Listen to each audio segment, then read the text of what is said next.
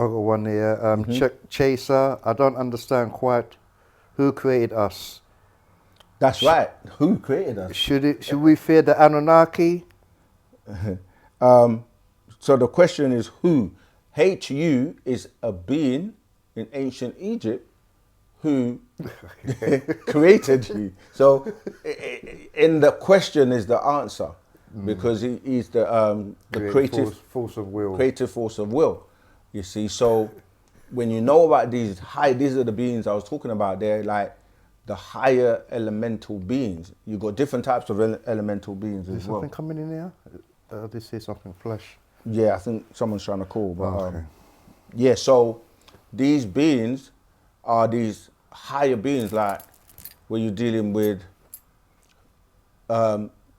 Saya and Hui, Hika and Sia. Hika and Sia. These are tones that are uttered to bring things about, just like the universe had a utterance or a big or a bang or a clashing or a sound that then brought about a chain reaction of things slowing down in density levels to come down to what we are now looking at in the physical world. But each world has a counterpart that is in what people will tend to refer to as the spiritual realm or other realms beyond the physical. All right. You got another one, or should I? But he says, should we fear the Anunnaki? Yeah, you should, because some of them are just they just look at you like food. So if you don't want to be on the menu and don't want to end up on a breakfast plate, then yeah. But then the fear itself is something that you should not really have, because the only thing you fear is fear itself. And fear is really, like we say already, false evidence appearing real. So it's about knowing. When you know something, you kind of eradicate the fear. You know what to do in that particular situation. So no, we don't really fear anything, but at the same time, if you don't know and you just believe something, then you could end up like in the movie, The Fourth Kind, where if you watch it, it's a documentary movie because it's a real event, a real incident that took place, and what they've done is like fill in the gaps with actors to convey the entire, story of what took place. But it was about a female in Nome, Alaska, where, the Anunnaki beings came and they took her.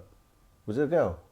Was it a girl? The fourth kind. Yeah. Yeah, they took her daughter, and on that you'll actually hear the voices of the Anunnaki, and they basically told her that your daughter's gone. She's been eaten, and obviously she spent her whole time trying to get her daughter back. So I'm saying, if you don't know where you're going, or because some people feel that if they're approached by an extraterrestrial or a craft and they say, come with us, it's just like, think about it. If you're driving, you're walking down the road and someone pulls up in a car and say, come in, jump in.